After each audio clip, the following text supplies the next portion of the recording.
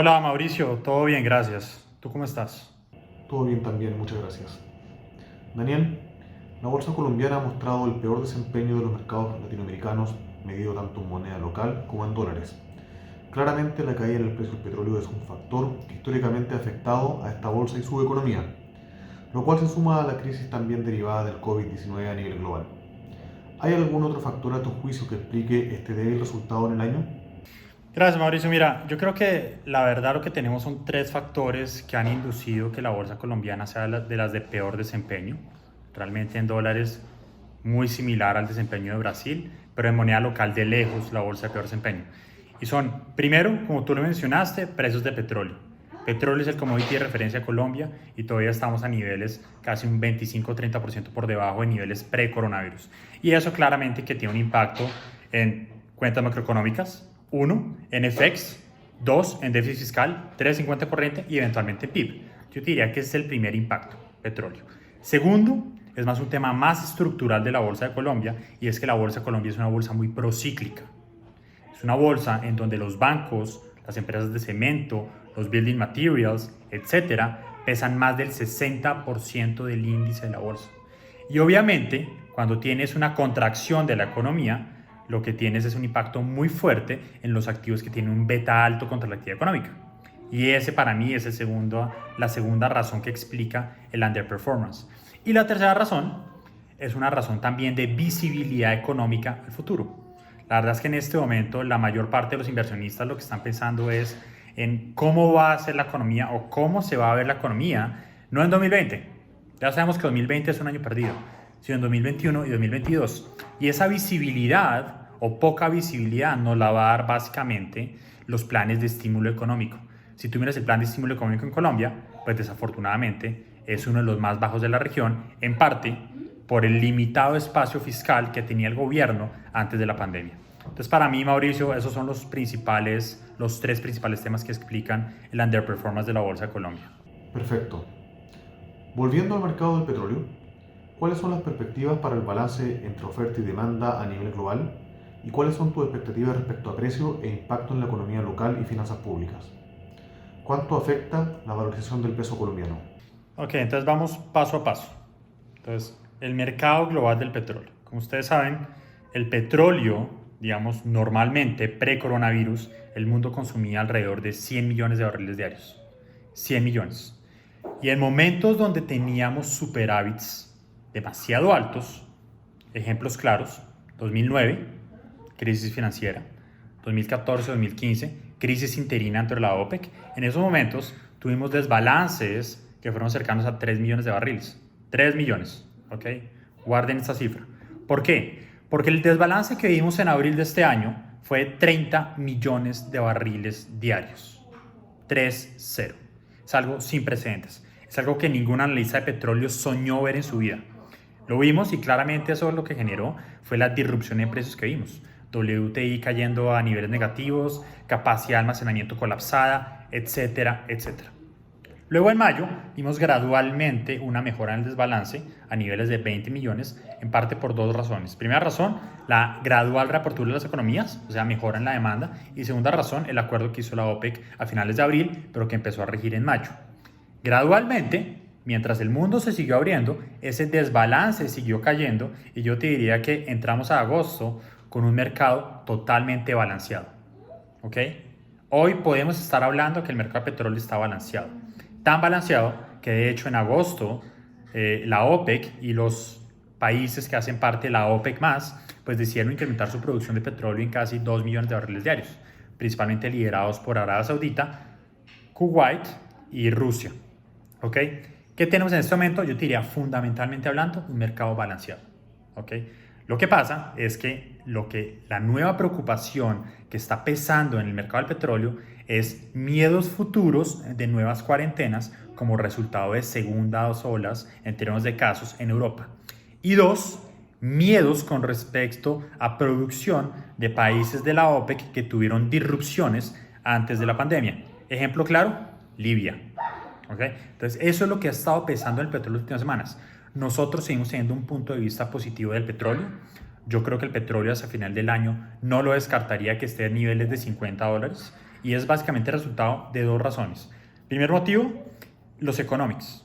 La verdad es que para el mundo en general todavía no es rentable producir petróleo a niveles de 35 WTI y 40 Brent.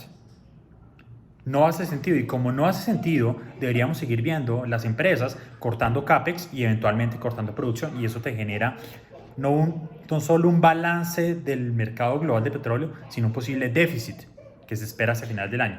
Y segunda razón es que el banquero central del petróleo, pues básicamente la OPEC, liderada por Arabia Saudita, no tiene ningún incentivo para que el petróleo esté por debajo de 40 o 45. Si tú miras los niveles que la mayoría de los miembros de la OPEC necesita para balancear sus cuentas fiscales, son niveles de 80 a 85 dólares. Entonces tienes incentivos alineados por varios frentes y por eso es que tenemos pues, un punto de vista positivo del petróleo. Con respecto a Colombia, que fue la segunda parte de la pregunta que hiciste, ¿cuáles son los impactos del petróleo? Muchas veces los inversionistas creen que Colombia es un país petrolero y no lo es. Colombia es un país petróleo dependiente más no petrolero, ¿ok? Si uno mira en términos de PIB, el petróleo en términos de PIB es el 3% de la economía colombiana. Pero sí es muy importante en otros dos frentes. Primero, exportaciones. 40% de las exportaciones de Colombia son petróleo. Y el segundo frente, ingresos fiscales. Dado que el año pasado el petróleo representó alrededor del 12-13% de los ingresos fiscales de Colombia. Si estos se caen, inevitablemente tienes un efecto de segunda derivada en la actividad económica, también se cae. Esos son como los impactos, digamos, del petróleo en Colombia. Daniel, y con todos los riesgos y considerando las valorizaciones actuales, ¿crees tú que hay oportunidades atractivas para invertir en activos colombianos? ¿Nos podría decir qué clase de activo, entre moneda, tasa y acciones, ves una preferencia y cuáles serían tus acciones o sectores recomendados? Ok, te lo voy a dar por de más atractivo a menos atractivo, desde mi punto de vista. Más atractivo, acciones. Luego, un poco menos atractivo, FX, o sea, moneda. Y de tercer lugar, menos atractivo, y creo que en este momento ese rally se terminó, tasas de interés. ¿Ok? Y voy a empezar de lo menos atractivo al más atractivo, a darte mi punto de vista. ¿Por qué te dije que tasas de interés es lo menos atractivo? Por la sencilla razón que ya el rally de renta fija que vimos como resultado de la reducción en tasas de interés del Banco de la República, pues básicamente se acabó. ¿Okay? El Banco Central de Colombia, diferente de los bancos centrales de otros países de Latinoamérica, fue mucho más lento en su ciclo de reducción de tasas. Entonces estamos hablando que la última reducción que se hizo fue hace un mes y muy probablemente hoy va a haber una reducción adicional que va a ser la última, que es lo que el mercado espera, si se llega a pasar. Entonces en ese sentido, ese rally que se vivió en los activos de renta fija, pues realmente desde nuestro punto de vista se acabó. Estamos hablando que en este momento la tasa de interés del Banco Central es del 2%, probablemente llegue a un piso o en el 2 o en el 1,75, pero ya no vemos espacio adicional de valorización. Y creemos que se van a quedar esos niveles, por lo menos, hasta finales del próximo año. En parte soportado por dos razones. Uno, actividad económica deprimida. Y dos, inflación bajo control y de hecho por debajo del rango objetivo del Banco de la República. Entonces eso con respecto a tasas de interés. FX, pues el FX en Colombia se mueve por dos razones. Como todas las monedas en Latinoamérica, fortaleza o debilidad del dólar, la primera. Y la segunda, más intrínseca a Colombia, es el precio del petróleo.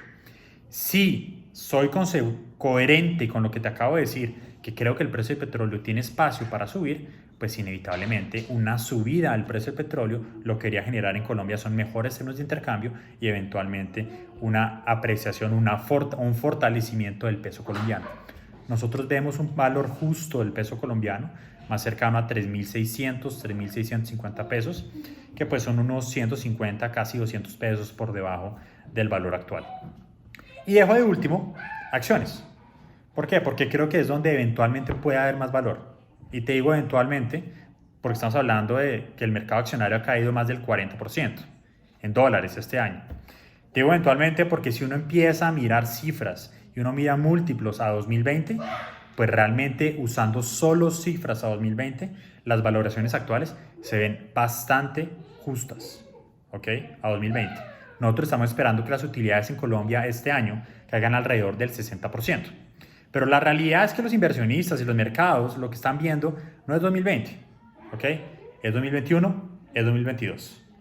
Nosotros para 2021 claramente estamos esperando un rebote en utilidades por una base comparativa muy baja y también por la gradual reapertura de la economía que ya está pasando y que ya lo estamos viendo en indicadores líderes que se está materializando. ¿Ok? En ese sentido, yo te diría, ¿qué nos gusta en el mercado accionario colombiano?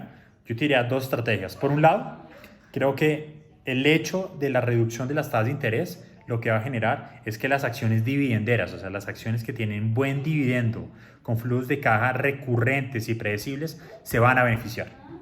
Principalmente, yo te diría, acciones del sector servicios públicos o de productores de gas. La producción de gas es muy diferente a la producción de petróleo y es un sector que realmente tiene muy poca volatilidad. Y estamos hablando que estos sectores deberían tener rentabilidades por el dividendo cercanas al 6%. Un ambiente donde las tasas son del 2, creo que es un sector interesante para estar expuesto. Y el segundo, yo creo que siempre hay que tener en la mente o en el radar los sectores procíclicos, que son los que más se han castigado durante esta crisis.